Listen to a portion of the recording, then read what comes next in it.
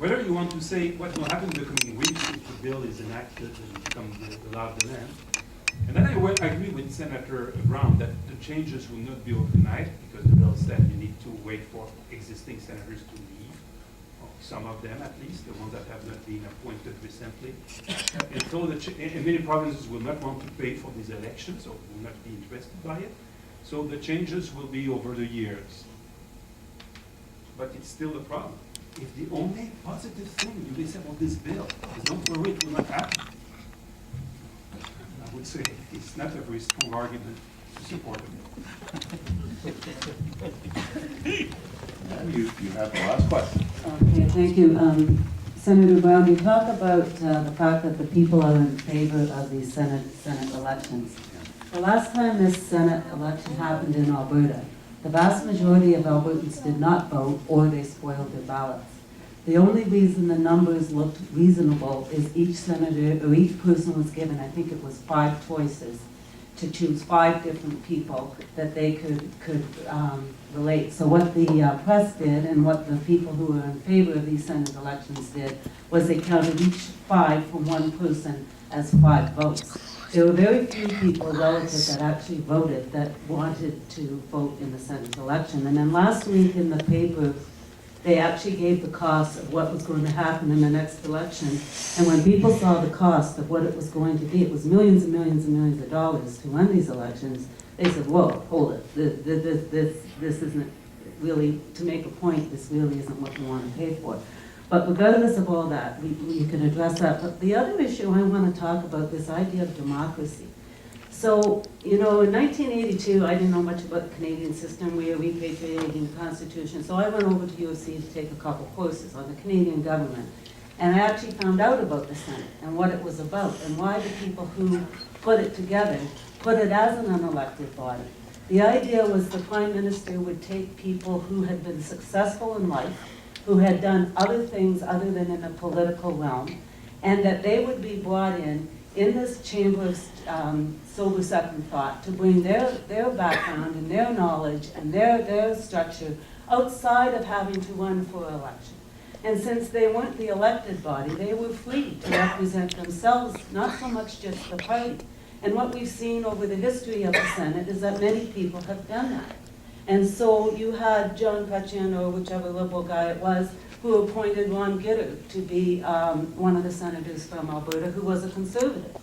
But he knew that that represented that represented the population of Alberta. So he had some Liberals, but he also had some Conservatives. And your argument about the Greens and some of these smaller parties, it's up to the Prime Minister to choose people who are not partisanship. Mr. Harper has not done that, but he had the opportunity to do that. So when we talk about democracy, democracy is more than just electing. I think it's a great democratic statement to have people from the rest of the country. So you have hockey players, you have Frank Mahovlich, you have Tommy Banks, you have all people from various aspects and various professions that come in and give the benefit of their expertise into our political decisions. So I think that's just another way of looking at democracy, other than strictly who's gone out and elected and run a campaign and on name recognition or whatever got themselves in. So I'd be interested in both your comments on both those issues.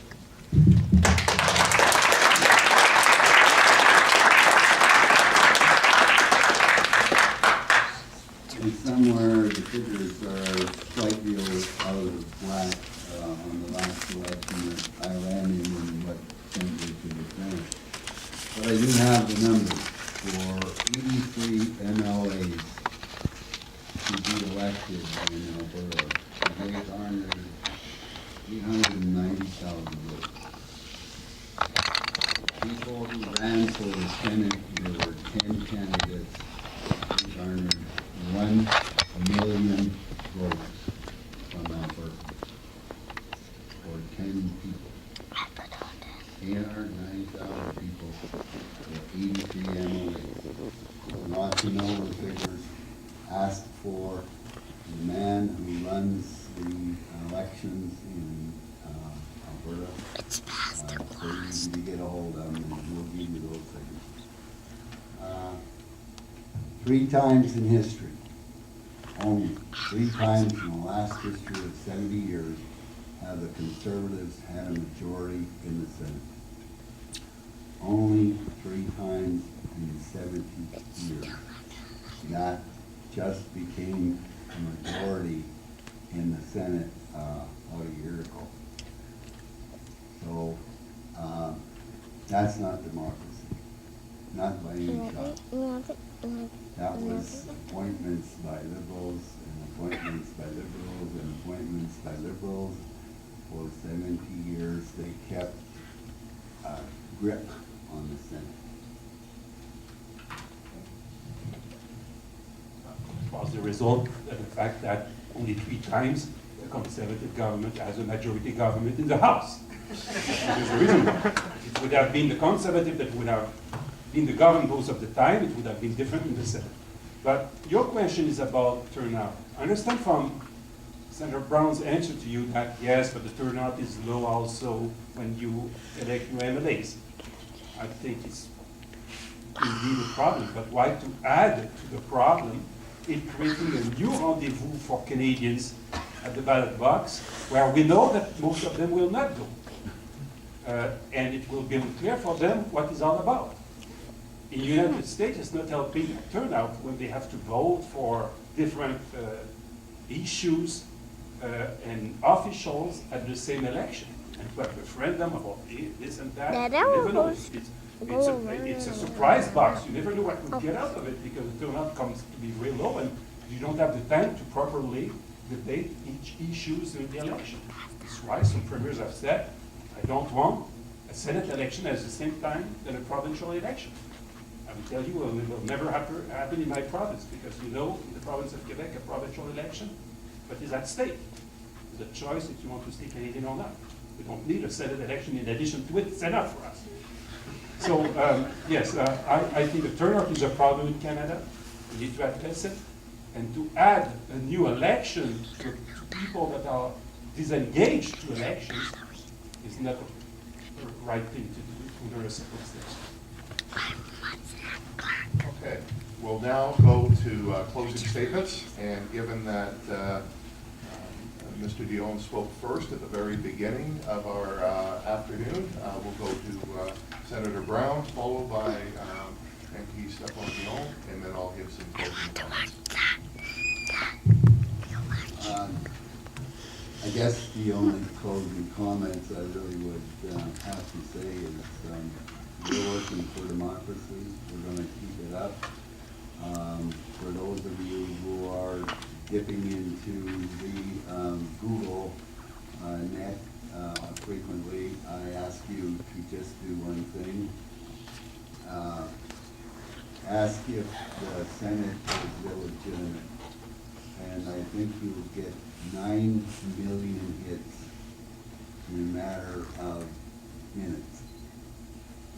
So I think that tells you what Canadians think across this country as to whether or not we can change the Senate we already have.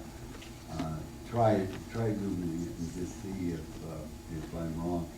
My executive did it. I didn't do it. I'm a computer person to begin with. So I don't know that I have much more to say except that I'm going to keep on working for democracy. And when you can show me a poll that I don't have a majority across this country, then I'll probably quit.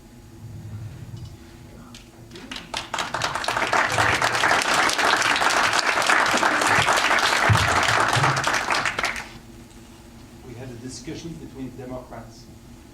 We all believe in democracy.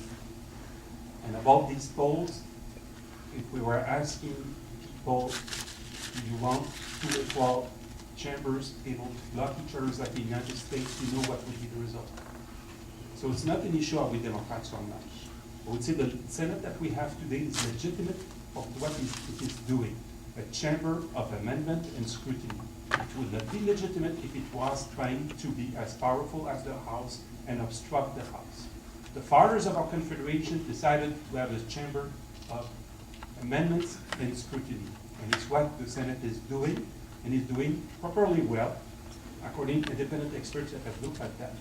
If we want to change it to a powerful chamber that will challenge the House, duplicate the House, without any dispute settlement mechanism between the two, without any way to fix the underrepresentation of Alberta and British Columbia, let's do it. I don't think it's what people want.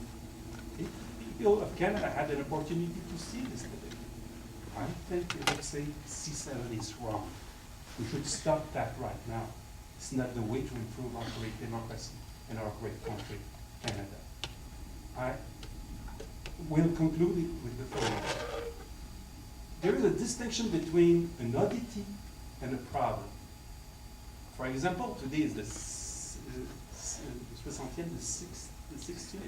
60th anniversary of the Queen.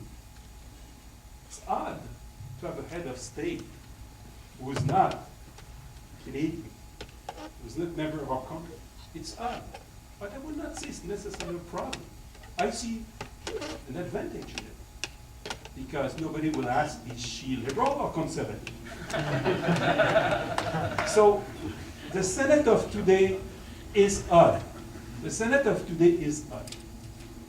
Okay, but it's not because it's odd that it's a problem. Or if it's a problem, it may not be a priority to solve it if you compare with the huge number of problems we have in this country. If it's a problem so big that we need to solve it, please don't create a bigger mess with the bill that after, and in saying after, we'll fix it with ideas that we have, or that I have. Mr. Brown came with his ideas. Because these ideas are only ideas. This bill will become the law of the land. And to think that, oh, don't worry, we'll fix it after the big mess we have created, I think it's wrong, it's irresponsible. Prime Minister Harper should stop it right away. And if he's not stopping it, I hope the Supreme Court of Canada will stop it and say that the C-7 is unconstitutional. Merci beaucoup.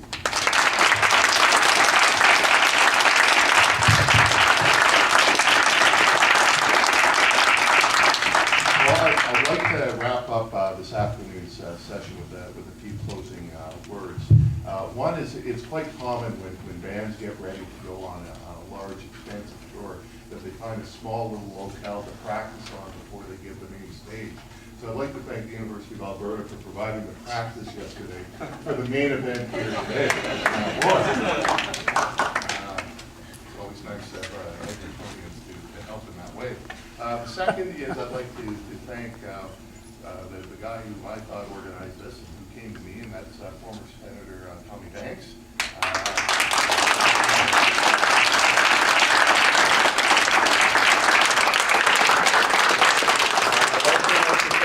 The Canada West Foundation that also assisted in today's debate as well. And there's some brochures at the back there that students may be interested in, because it's a student essay contest, and yes, there's a cash prize. So please pick those up, take a few for your friends. I'll grab some for my students as well. And then finally, I thought today was a very substantive discussion. We went into a lot of detail, some repetition, but that's necessary, but a lot of unique perspectives on a very important issue, and we couldn't have had two better speakers. So let's thank Senator Bert Brown and Mr. Stephane Dion.